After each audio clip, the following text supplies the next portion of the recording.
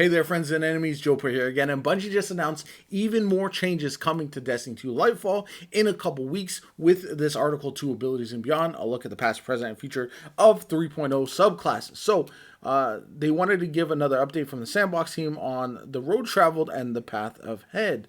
So, with Strand coming, I assume Strand is going to be probably the dominant subclass for the first season, maybe 2-3 seasons, but at the very least when it first launches you're going to see it everywhere regardless of how strong or not it is, because people will love to jump on the hot fresh new thing. So with the release of ARC 3.0 along with Seasonal Plunder completed, moving all three light subclasses into the 3.0 system. Now that they have it, they want to do some tuning moving forward. Our goal with ability uptime in both PvE and PvP is to go back roughly to where we were in the 30th anniversary. Makes sense. A lot of power creep in both PvE and PvP. So I am not surprised that this is what they would like to do. So for Lightfall, we're making the following change.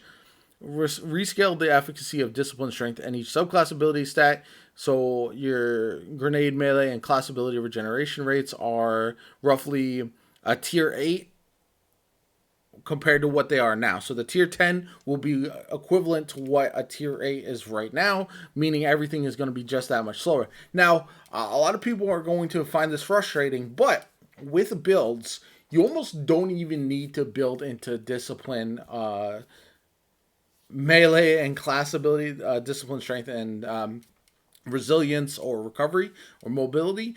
And the reason being, there's so many ways to get your abilities back faster than just relying on the cooldowns. So I wouldn't worry about this too much, especially if you are going to build into a melee build, for example. As a Titan, I do that all the time, and I almost never have to worry about my strength at all with how the builds work. So each stat now provides a more consistent gain in cooldown reduction rather than spiking heavily at lower tiers.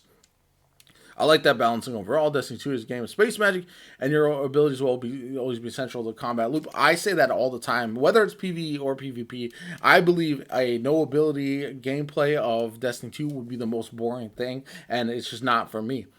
So while this change looks like on paper, we believe build crafting improvements coming in Lightfall will more than make up for it. Again, that's how I normally see things. Is you can build into things without relying on strength or discipline or whatever the case may be. The only exception is resilience, because it's so strong right now on a Titan. It makes things a little bit easy, but that's just something that I will assume they'll change as well. Starting in Lightfall, you'll be able to run all the following ability energy generating mods at the same time and more freely be able to socket multiple copies. So bomber, outreach, etc. Especially the melee and grenade kickstarts, those are very good.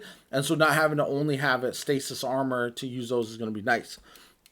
Additionally, armor mod energy costs have been reduced across the board, and artifact mods no longer need to be slotted in your armor, giving you more space to build craft to your heart's content. Again, this is what I'm saying. Even though the cooldowns are going to be smaller, I wouldn't worry about that at all. I think our abilities are going to be just fine, especially in PvE. We'll continue to tune the greater ability energy in future seasons. And Lightfall will also be adjusting the base cooldowns of some grenade, melee, and class abilities. We'll provide more detailed information in the patch notes. As a preview, Lightfall will be reverting the base cooldown change to dodge class abilities. A lot of people were upset about that, but I don't mind the changes, and I think this is fine either way. It's not going to make or break anything. So when in Rome, we split super regeneration times into separate tiers based on the damage potential of each super, with roaming supers generally having longer cooldowns. While we still believe that a gradient of cooldown times based on each super's potency is healthier for the game, also recognize that roaming supers have taken a backseat in PvE content, especially in PvP. They've been almost useless for a long time. So, particularly at higher difficulty, when neutral game options have grown more capable of killing groups of enemies with subclass 3.0 keywords. While we're working to address this problem, we don't have a full suite of changes ready just yet. At first step, in Lightfall, we're increasing the maximum number of orbs. Okay, so you get your abilities back faster, your supers. We believe the split more cleanly reinforces the gameplay role of these types of supers. So, increase the maximum number of orbs created while defeating targets from 5 to 7. Good. One-off supers decrease the number of orbs created from 7 to 5. So essentially, if you want to generate orbs, you're going to have roaming super. The orb power generation from Well of Radiance, Ward of Dawn, and both Shadow Shot variants is unchanged. We're also making the change to the only 3 supers in our longest cooldown tier, reducing their base cooldown. So Hammer of Soul, Daybreak, and Spectral Blaze. That's good. I feel like those were almost useless with how long their cooldowns were compared to the other supers. We'd also like to take this opportunity for a few ability-specific tuning changes. Let's see. Ward of Dawn maximum health reduced.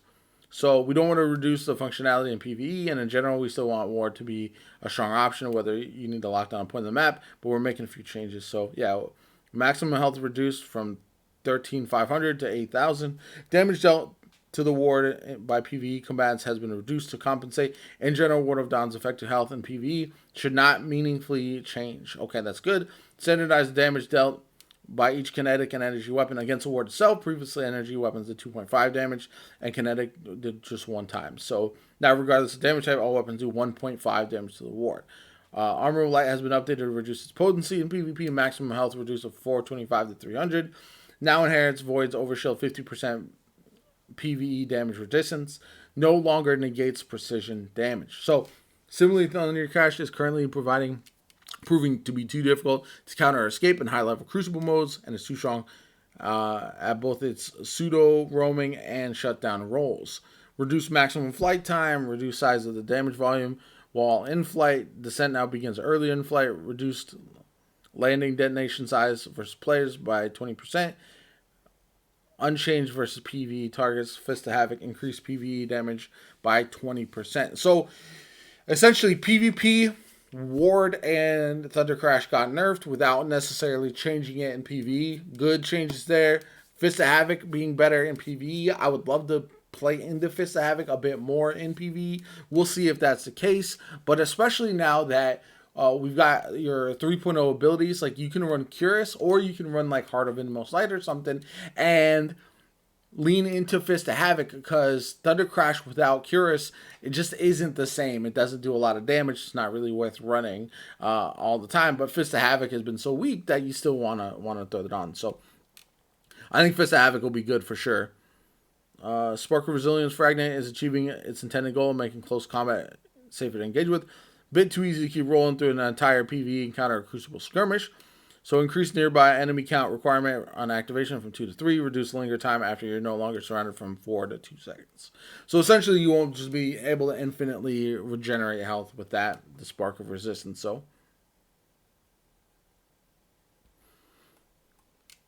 with Solar 3.0, with the increased Daybreak duration provided by Dawnblade's 2-minute flame, path was removed, which left Daybreak in a lackluster place. Super energy cost reduced from 10 to 6.5 per swing. Increased PvE damage by 25%. Again, good changes. I don't think anybody's going to run it over well, but at least it's an option. Phoenix Hive has also struggled. Base cooldown reduced from 82 to 55 seconds while Heat Rise is active. Restoration duration increased from 1 to 3 seconds. Daybreak is active. Phoenix Dive's cooldown is significantly reduced, allowing for rapid reactivations. So you can see somebody dodging all over the air. That could be fun. Daybreak is active. The detonation maximum distance increased from 80 to 220. Good changes. I'd love to see Phoenix Dive be more viable, personally. Pretty soon, Guardians are getting a little sturdier. Starting in Lightfall, physics conditions will no longer be lethal to Guardians. Fall damage will still be lethal when Lightfall launches, but we all plan to also make that non-lethal in a mid-season update. You'll still take damage from physics collisions, but will generally leave you at 1 HP instead of outright splattering you. Okay, I think that's a good change. We hope you'll take this newfound freedom and run with it. We found it more fun to hurl ourselves headlong into danger without worrying about what's in our way. We're Guardians after all. Again, so for the heist specifically, that's been a pain point for sure for a lot of people. I see so many people falling to their death in that activity for sure. New tools in the arsenal. As part of our build crafting enhancements, Lightfall, we're adding some new fragments to the light subclasses and updating a handful of fragments on Solar and Void to tie the new subclass pickups. Good. Void Breaches and Fire Sprites. Some of these fragment additions are intended as spiritual successors, combat styles, etc., etc. Arc. Spark of Instinct is new. When critically wounded, taking damage from nearby enemies emits a burst of damaging arc that jolts targets. Okay. Spark of Haste. You greatly increase resilience, recovery, and mobility while sprinting. Okay, that could be very interesting. Solar. Fire Sprite. Fire Sprites are created by a suite of new and existing solar fragments and grant grenade energy on pickup. Ember of Mercy is new. When you revive ally, you and your nearby allies gain restoration. That could be good in like Grandmasters. It could be good in Trials. So very interesting there. Solar Grenade, Final Blows, Cure You. Okay. Ember of Tempting. That's the new ones. Ember of Tempering now create a fire sprite on solar weapon kills while active. In addition to its original effect, good. Ember of Combustion now creates a fire sprite on solar super defeats in addition to original effects. And Ember of Searing creates a fire sprite when defeating scorched targets. All good changes. So now you're going to want to run those a lot more to create those fire sprites because, again, you will be getting your grenade energy back with that. That's what I'm saying with not really worrying about discipline as much and not having to build into it as much as people think they do. Void Breach. Void Breaches are created by selection of existing Void Fragments and grant class ability energy on pickup. That's going to be crazy for, I know, for the Titan, for the Invisible Warlock builds. I think all that's going to be very, very good. Echo of Cessation. Finish your final blows. Create a void damage burst that causes nearby enemies to become volatile. Not finishers are interesting because they, especially in endgame content, it's not going to be the best. However, there are builds that rely on finishers in order to get like heavy ammo back, for example, with those exotics. So it could be interesting there. Echo of Vigilance, defeat a target with your shields are depleted, grant you a temporary void overshield. Just like permanent overshields with void. It's just going to be all the time. Echo of Domineering, now creates a void breach while defeating a suppressed target. Echo of Harvest, now creates one while defeating a weakened target with precision damage specifically. And then Echo of Starvation now grants Devourer on picking up a void breach. Ooh, I think that's going to be very good for Warlocks. Devour build, now you have an additional way to proc Devour. Very good. And so that's pretty much it. I think some of the major changes, obviously abilities are going to be on a much higher cooldown, which I think will be good for PvP. PvE, it seems like a lot, but I don't think it's going to change much at all with some of the other changes. And I feel like it's going to be roughly negligible, which is good. I feel like Stranded is going to be a lot of fun, but you're still going to have a reason to run these other builds. And that's a very good thing in my personal opinion. I'd love to hear you guys' thoughts. What do you guys think of the changes that are going on with the with Bungie right now and going into Lightfall, all that kind of good stuff? My name is JoPa. I hope you enjoyed the video. If you did, subscribe to the channel, right? A lot of you are watching these videos and they're not subscribed, and I'd love to change that. I'm going to have a load of content from now through Lightfall all the way for the rest of the year, so definitely stay tuned for that. My name is JoPa. I hope you have a good one, and I'll catch you all later.